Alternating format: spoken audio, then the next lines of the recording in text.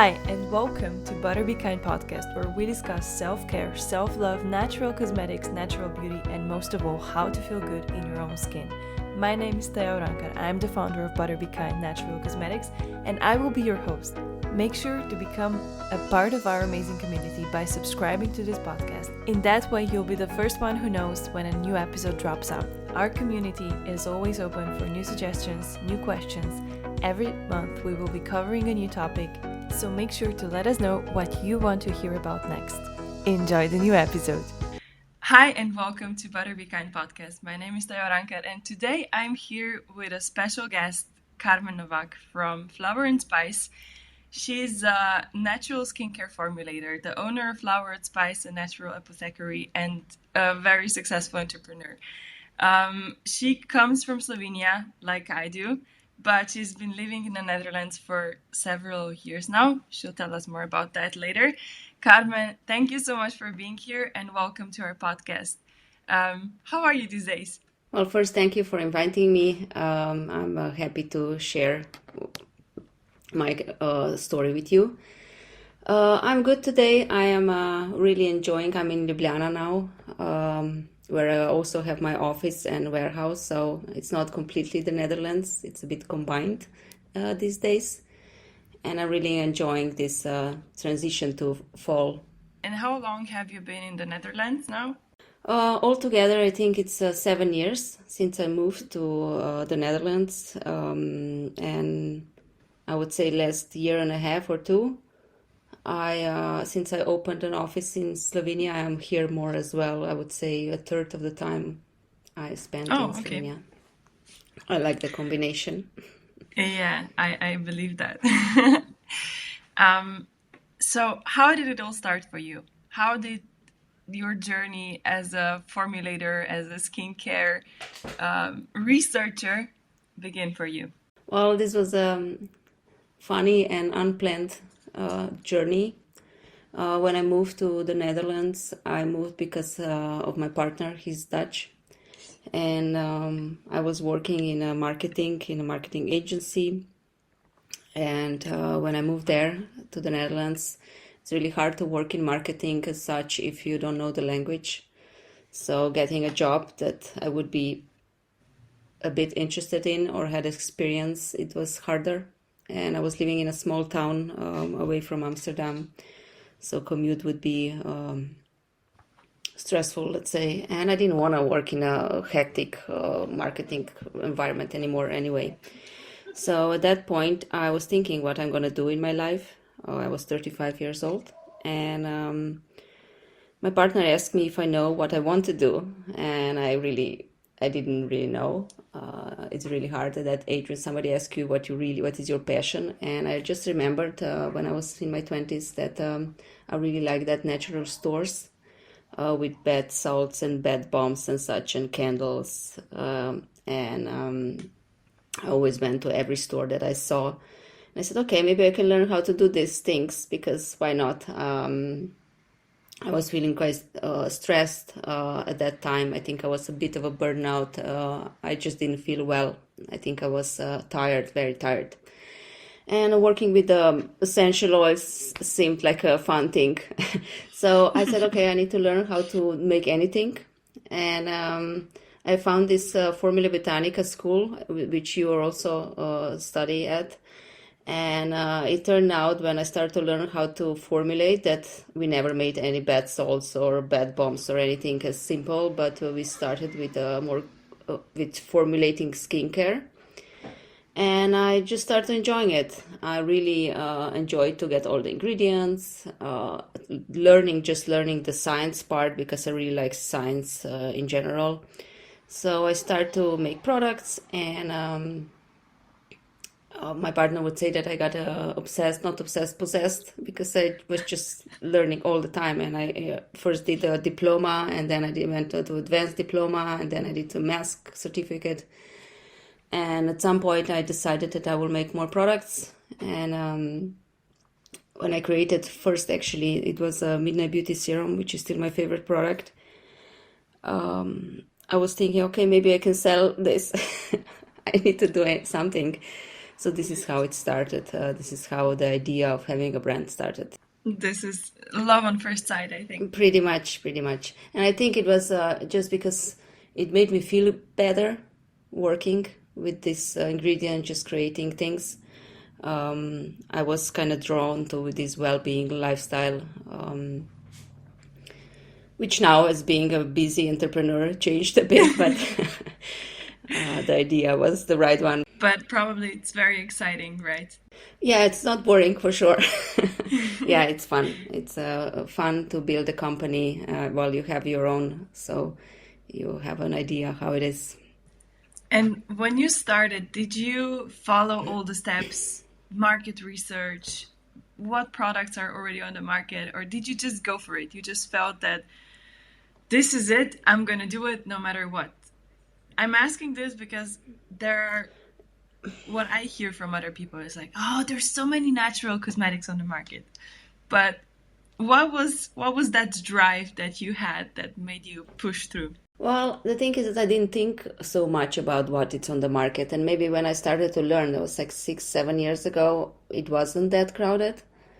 And I really didn't think about it. I just thought, okay, I made this nice product. I can sell it. And I did research. I was reading everything about the business. I also got a mentor. I had half a year of a business mentor, especially from the field.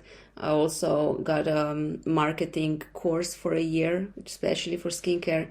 So there was a lot of education all the time. But the thing is that I always have an idea. If you make something good, you're always going to find a customer for it.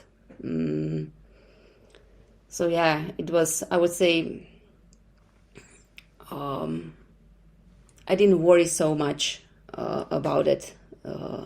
Now it's hard. I must say that maybe I should worry a bit more at the beginning.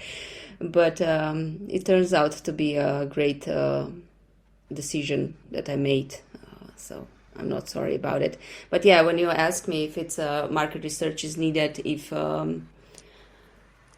you need to do it only if there's still a place on the market, but there is people still make bread, right? There's still bakeries opening all the time.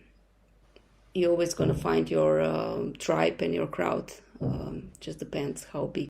That's such a good point. Yeah, but for example, in my eyes, I admire your brand because it's expanding so fast across the world. I often see brands that have nice products, but they stay stuck in one place for 10, 15, maybe for the whole time that they're on the market. And this is something I've told you already, like, it's so amazing the way you're expanding. You're just so courageous and you just go for it, I think. I feel like that is you, but maybe if you could share, how did you just say, okay, Flower and Spice is gonna be known across the world and that's it, I'm gonna do it now? How did you make the plan where to expand? Well, first, thank you for these nice words. I really don't see myself as such a prodigy that you are making me. But the thing is that I never thought to make it small. And I really think that it's not that hard, to be honest. I know that maybe this sounds, I don't want to sound pretentious, but how I got to the other markets, we just wrote to the stores an email. They want to take our brand. And we wrote to like 700, 800 stores. And then some of them said yes. And maybe first 5 of them said yes. And then another 5. And then distributors came. It's just hard work. It's not that you have to have some special knowledge. You have to be prepared. You have to make all the documentation and presentation and write and you just have to be persistent. And then we send them products. Some people said, some store owners said, okay, send us a package. And once in a while, someone said yes. And now it's getting a bit easier because we're a bit bigger. They say yes faster. So basically it's just hard work. And Google, I went on Google and Googled, okay, natural stores in, New York. And then I sent them an email, found emails on LinkedIn. I don't know, like I said, I never thought just to be small, because I thought that being small, I wouldn't sell anything. And I had this big batches of products that need to be sold, and I had to find a market for it. If I would make 10 products at home, I probably wouldn't worry so much. I would probably sell it, I don't know, on the market on Saturday. But when you have thousands of products, because I went with a manufacturer that made it for me, then I just had to sell it, and I was maybe pushed into it. Yeah, I know that the MOQs at manufacturers are quite big. So Yeah, the thing is that when you get thousands of products, you don't want them to go past expiration date, and you need to throw them away.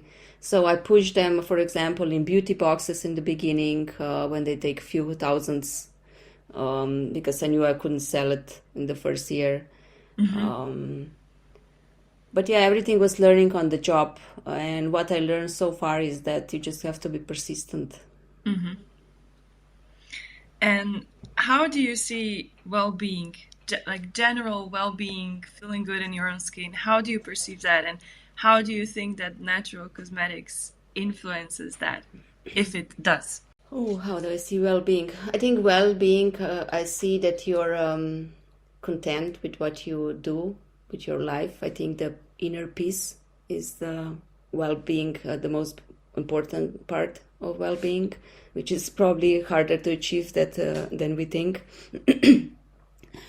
When it comes to skincare, I think that especially our skincare, I used very nice mixtures of essential oils in my products that are also very aromatherapeutic. So basically, when you use that, you feel good. I got a customer responses that they cannot wait to use the skincare in the evening or in the morning, because they just make them feel calmer. So it's like the end of the day ritual, which usually they didn't with, I would say, conventional skincare. So I think every bit that you add to your feel good, that's wellness. If it's that a walk, if it's that having a cup of tea, listening to music, dancing, I think everything is part of well-being, and as much as skincare, food, and everything else. You mentioned the spices, the essential oils that you use. Could you maybe just tell us shortly about the name flower and spice? How was it born? Yeah, that was also again a very not planned thing. And the thing is that when I went to the Netherlands, I had time to cook, and I really like cooking, and I used a lot of spices. And when I started to make skincare, when I started to learn how to do it, I was making it in the kitchen, and there was a spice rack. And I didn't put the spices in the ingredients, in the product. This is not how this works. But when we learn how to make products, you can basically do whatever you wanted. You had to research the ingredients and do whatever I want. And I said, okay, if the spices are so potent when you eat them, so healthy, it must be something about them, because spices mostly come from the core of the plant, and the seeds, they're really packed. And I started to research about spices, and they are full of antioxidants, anti-inflammatory, antifungal. They have really an array of benefits. I said, okay, I'm going to use them in my skincare. And I do have marketing background, so I knew that if I'm going to make a brand, I'm going to have to think of something different. And I said, okay, I'm going to go with the spices route. I saw that nobody's doing it, not in such way. And then the flowers came from me being in the Netherlands, where flowers are everywhere. I had flowers all the time at home because they were not expensive. And I just love flowers. So I said, okay, maybe I will combine this love of cooking and spices, and just love of flowers and nature. And that's how I created Flower and Spice. And luckily, the URL was available. And now I use at least one flower and at least one spice in every product that I make and that I create. And what is your vision for the brand? How do you want to expand further? Do you have new products, planning new products, new collaborations? Maybe your own store. Oh, our vision is big and it's keep changing and expanding. Well, I started with 3 products at launch. Now we have 5 and another one is coming, cleanser. It's already created. We just need to make it, first production line. And then I have a new product already in the development, extra with SPF. One day I would like to make another line. I would call it a wellness and recovery line, which is going to be more oriented for well-being, recovery after burnout and such. So that's my future plans. It's nothing beautiful. done on it, but I hope I will get that. And maybe one day I get to these bath salts and bath bombs that I wanted to do at the beginning. That I still never done one single product like that. So yeah, that's the plan. And yeah, no, I don't want to make too many products because I think a nice range is enough. You don't have to overcrowd your bathroom with so many different products, since all of our products are super packed. And covers a lot. So yeah, that's the plan for now.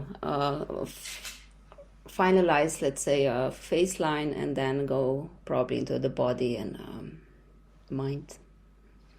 That's great. I think the world needs it. And how do you see other brands that are on the market, not just in natural cosmetics, but in general? What do you think is this key factor or something important that plays role in a brand to be successful or to really reach the right audience? Because we all know that it's not just having a good product. It's not just having thousands of Google ads. Well, it's a combination of everything, right? I think it's first is the good product, but we know that the bad products also sell well, right?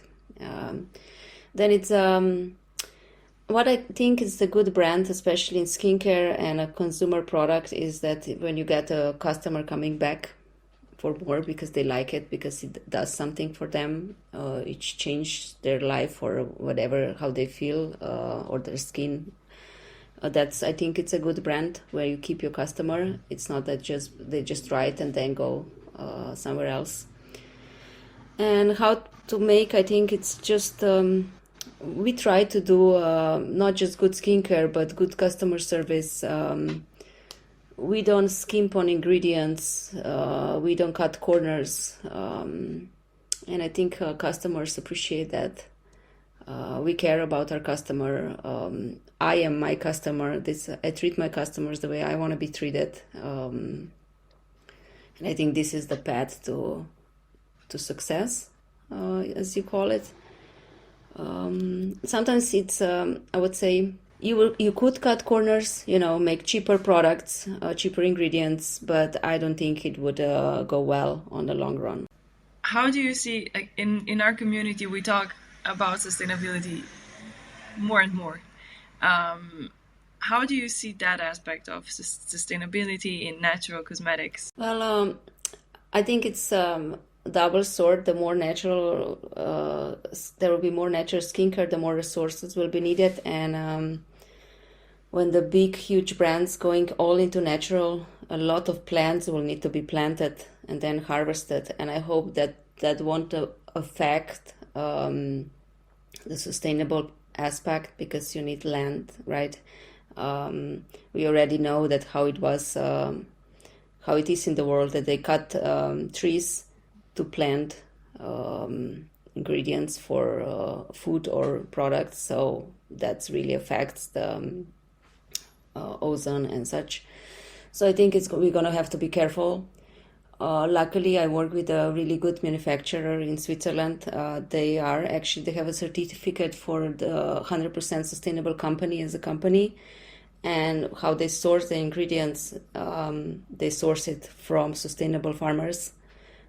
So every ingredient, it's replenished yearly. So we don't minimize natural resources in that way. Mm-hmm. But yeah, I think the whole world would have to be careful. I think it's getting better, but it's still so much bad. Yeah, there is. That's why it's so important to educate and to spread spread knowledge and awareness. What is for you the most challenging part of the business? I'm lucky enough that I love a lot of aspects of my work. I would say all, but I like building a brand. I like marketing of it. I like making products. I like building a team. But the challenge is that there is so much to do, and wearing so many hats, it's sometimes hard. And when you have your own brand, when you have something that you love, you don't unplug. I mean, it's really hard to not think about it, even through the weekend, even in the evening. So that's not easy.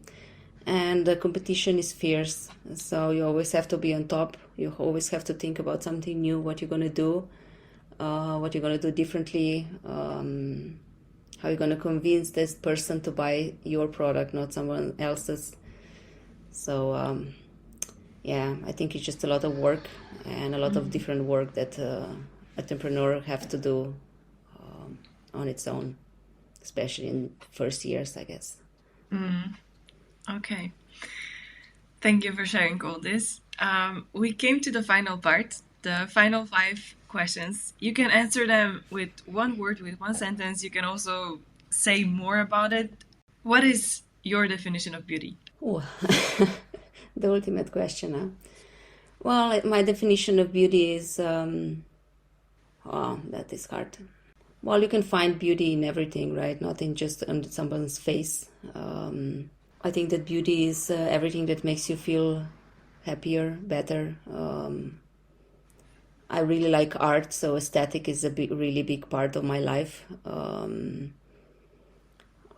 I would maybe compare beauty to art that gives you something that it's not, I wouldn't say common, but that you noticed.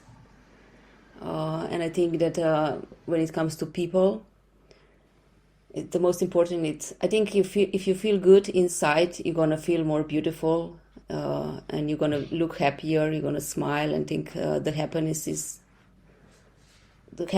beauty, basically, because it's good, beautiful for you and for somebody else.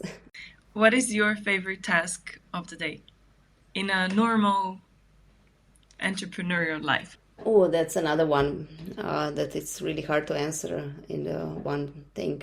Now that I have office, I really like to get up. I wouldn't say too early in the morning, but in the morning and go to the office and be with my team. I think that gives me a lot of energy, so I hope to be here more. So yeah, that's my favorite task. And what is your biggest motivation? I would say maybe my customers. I really enjoy getting feedback. I really enjoy making them happy. That gives me energy, I would say. I would not say how motivation, but that gives me a lot of energy, even when the days are really hard. Positive feedback makes all the difference. That's amazing. And what is your favorite way of self-care? Oh, I have several. I love going to massages. I love sleep. I really love sleep. I love good food. Yeah, I'm a very wellness-oriented person, and I think I'm quite a consumer of wellness services. Okay, you actually shared that already, but what are you currently working on? Yeah, like as I mentioned, cleanser is coming, and then SPF cream, and we have some other things in the pipeline that still gonna keep a secret. That's great. We have to keep some secrets. Thank you, Carmen. Is there anything you want to share with our listeners for the end? Well, what I want to say is that if you don't yet, please give a natural skincare a chance, because as much as I was shocked how good can it be, maybe you will be too. And I think it's good to support small entrepreneurs, small companies. Yeah, just give it a go, and I'm pretty sure you're gonna like it. That is true. I completely agree with that. People always think that natural skincare doesn't work. It's whatever, but works much better than anything else. It is good. Natural skincare can be good, and I have a lot of friends with brands and I use their skincare. There's a lot of amazing natural skincare out there.